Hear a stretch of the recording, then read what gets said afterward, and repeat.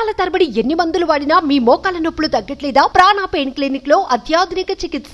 భారీ వర్షాల కారణంగా ముంబై మహానగరం స్తంభించిపోయింది. ఎడతెగని వర్షాలు ముంబై పరిసర ప్రాంతాలను ముంచెత్తాయి. సబర్బన్ రైళ్లు, విమాన కార్యకలాపాలకు అంతరాయం కలిగింది. వాతావరణ శాఖ నివేదిక ప్రకారం ఒక ఏడాదిలో కురిసే 10% వర్షం ముంబైలో సోమవారం కేవలం 6 గంటల్లోనే కురిసింది. దీంతో ముంబైలో జనజీవనం అస్తవ్యస్తమైంది. మంగళవారం కూడా భారీ వర్షం కురిసింది. ముంబై మున్సిపల్ కార్పొరేషన్ స్కూలు, కాలేజీలకు సెలవులు ప్రకటించింది.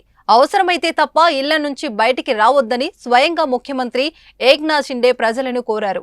ఇదిలా ఉంటే వర్షాల కారణంగా ముంబైలోని దాదర్ రైల్వే స్టేషన్లోని రైల్వే ట్రాక్ పై వర్షం నీటిలో చేపలు కనువిందు చేశాయి. ట్రాక్ పై అటు ఇటు తిరుగుతూ ఆశ్చర్యాన్ని కలిగించాయి. అయితే వీటిని చూసిన కొందరు నీటిలో దిగి వాటిని పట్టుకునేందుకు ప్రయత్నించారు.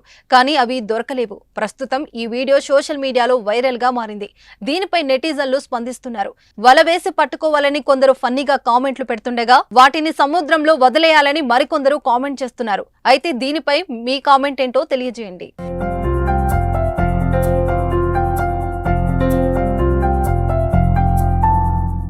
సుమన్ టీవీలో మీ పర్సనల్ అండ్ బిజినెస్ ప్రమోషన్స్ కోసం కింది నెంబర్కి కాంటాక్ట్ చేయండి.